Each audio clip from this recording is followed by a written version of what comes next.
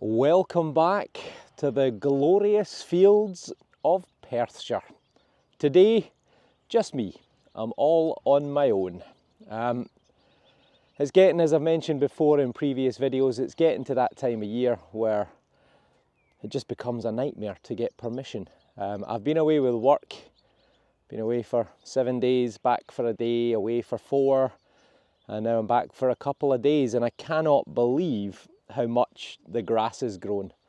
The weeds and such like are over a foot tall, and when I went away they were just a few inches tall. So we've had some fantastic weather in Scotland, and that is bad news for metal detecting. I've got a couple of pasture fields I've gone out for a drive around, and they're too long. They're over a foot long, undetectable. I've got a field here of set aside which I think I can pick through the longer stuff, but in a few days it's going to be undetectable as well. And then I'm desperately hoping that some carrot fields are going to be harvested. They're way behind because of the weather through March and April, but I'm hoping, please, that those fields are going to be harvested sometime to the middle or the end of May, and then fingers crossed that's going to give me some land through the summer. So hopefully I'll have something available. I've got one other field, but I know it's being planted in a couple of days, and I'm out with Simon on that field tomorrow. And then that's probably going to be the last time that he's going to be out, because unless I get some other land, I'm going to be struggling. So anyway, enough waffling. Let's go and see if we can find some treasure. Oh, and before I do, a huge thank you to Jethro, who sent me this lovely little lanyard, heavy duty, so that I can attach my pinpointer. So that's fantastic. Thank you very much, Jethro. And Jethro also says that I can share his Jethro program, the custom program that I'm using most of the time I'm out detecting. So first chance I get, I'll put that in a separate video. And lastly, a lot of people are asking what kind of spade it is that I use. So this is it right here. It is an Evolution Pro Cut SE. That's the model that I use. It's got this serrated blade on 2/3 of the blade on the edge. Stainless steel. It is quite heavy. I think it weighs about 2 kilos, about 4.5 pounds, give or take. And I went for the version that's got the rubber sort of handle on it, but you can get a D shape, you can get a T-bar if you prefer that. Retail in the UK at Regton's, it's about £77. And if you use my discount code, you'll get 10% off. But I've had this spade for about 18 months, almost a year and a half, and it is by far the best metal detecting spade that I've ever owned. And I can assure you, I've owned plenty. I wasn't expecting a lot of targets in this field, but I've walked all of 6 feet from the edge, just there. It is a wee bit short here, but I can assure you out in the middle of the field, it's like a full-on wild grassland. So it's over a foot tall. So I'm going to do this this short strip of grass to begin with. This one, 59.60. To be honest with you, probably a bit of lead. An outside chance that it could be a button, but sounds like it's a target. So let's find out. That isn't it on the surface, is it? I thought that was a feather. Right there. Ah, it is. I don't believe it. It's an aluminium can. Well, it's not. It's worse. It's a great big chunk of aluminium right on the surface. There we go. Some sort of thing. Oh, I've dropped it. Anyway, junk. It was a pretty elusive target from a depth of probably about 9 inches, maybe 10 at a push. We've got maybe a bullet, or maybe a lead seal. I think it's a lead seal because it looks like a letter C in the middle there, or something. There you go, a bit of an imprint. I think it is. I think it's a lead seal. Let's get the brush on it. And someone had commented and said I shouldn't be using a wire brush when I'm clearing coins and things. It's not a wire brush. Very, very soft. It's a denture brush. This side's a wee bit stiffer and this side's very, very soft. So don't worry, there's no risk of me damaging anything, and it is a lead seal. Well, it's taken an hour and 5 minutes to get a digger, well, a good digger. I've had about half a dozen pieces of lead and such like, but it's another Russian seal from the Baltic sort of area, and almost certainly it's from flax. Someone did put up a sort of translation, in fact several people put up a bit of a translation, but generally speaking it says the date and the area that it came from. And this again would have been attached to bales of flax. It's probably from sometime before 1850, most of them. So probably about 1790 through to about 1850. So it's a find. I'm happy with that. It's taken a long time, but we got there in the end. Honestly, if I had £1 for every one of these little clips that I find, these are off old polytunnels for growing strawberries and raspberries. And the fields in Perthshire are normally littered with them. Worthy of a live dig, just in case. 60-61. A button or a bit of lead, maybe. But worth investigation in my strive to find something.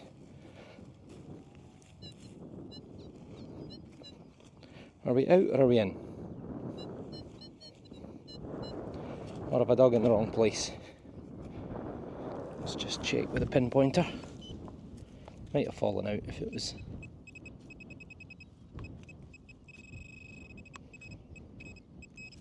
Nope. We're back on the junk. This time it's a multi-pack. Probably off a tin can. Oh well. This one was a bag of spanners. Definitely sounded like there was a bit of an iron target there. And right there is an irony hooky sort of thing, but still in the hole is another target, and there's definitely, it sounds like it's not an iron target.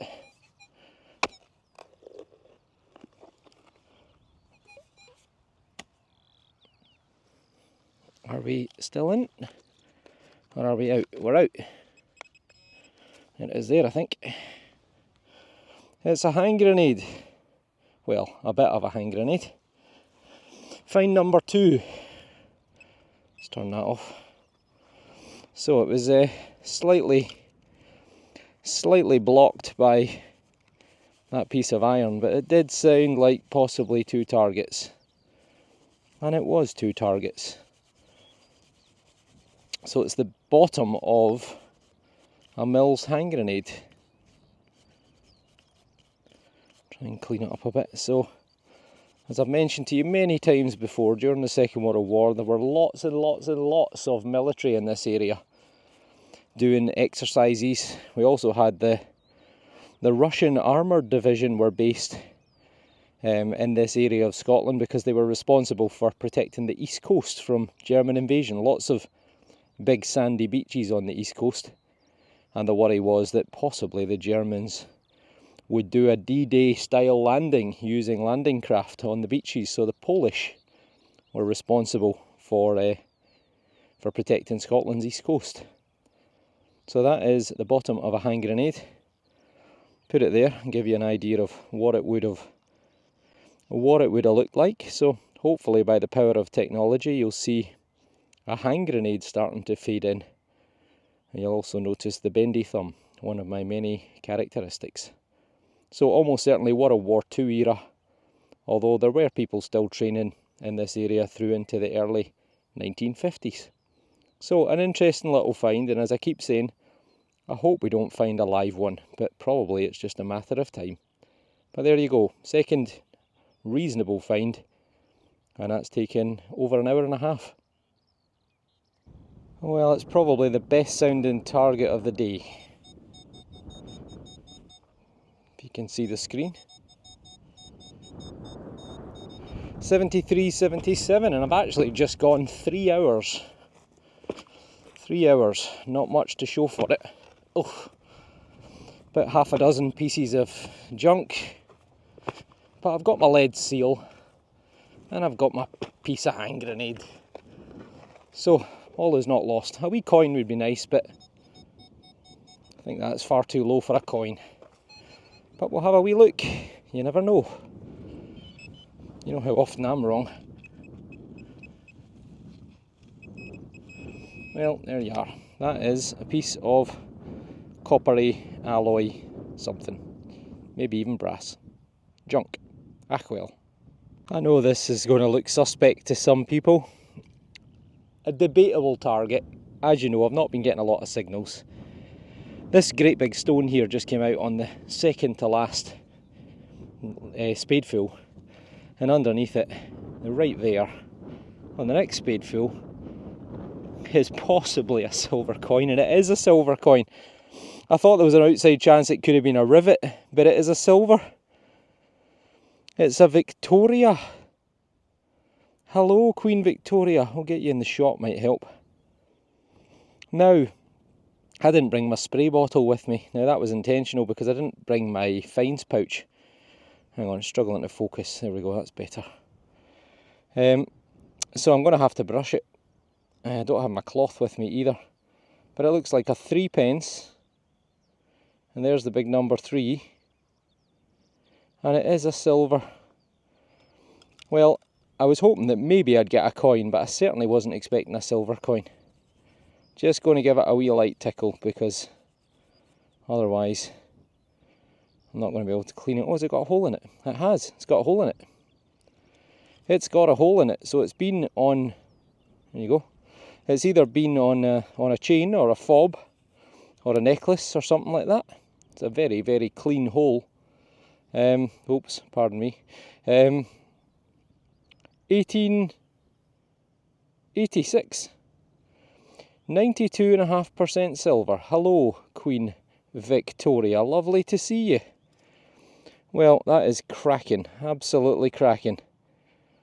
Just shows you, when you least expect it, suddenly out pops something good. A lovely little bit of silver.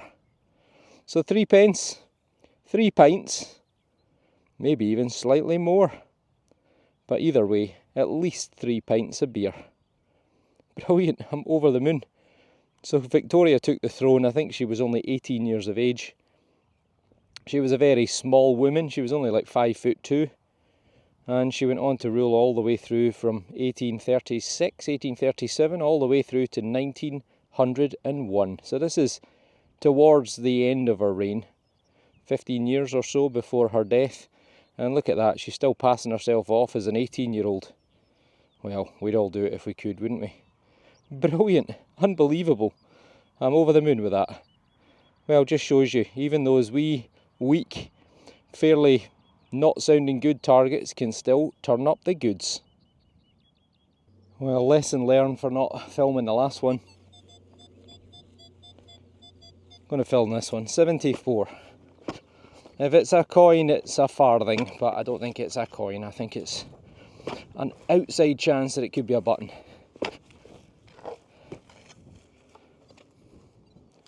Just shows you.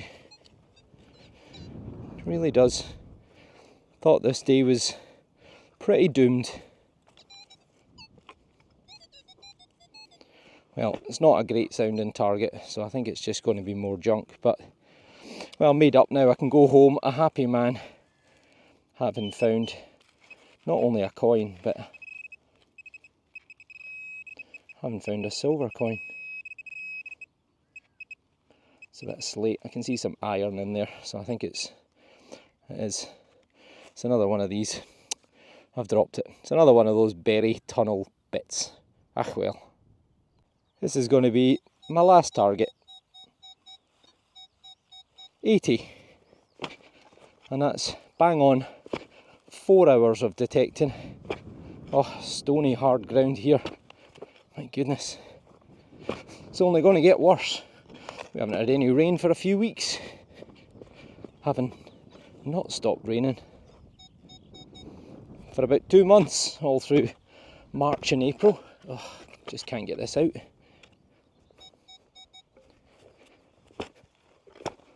I think there's a big stone in there.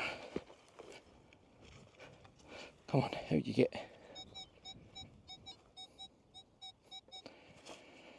Don't know if we're in or if we're out.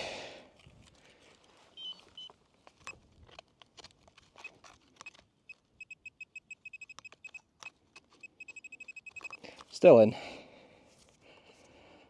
Let's try and open that up. Come on, another wee cracker of a target just on the last would be lovely. Oh, we're out. Well, oh, I thought that was a coin.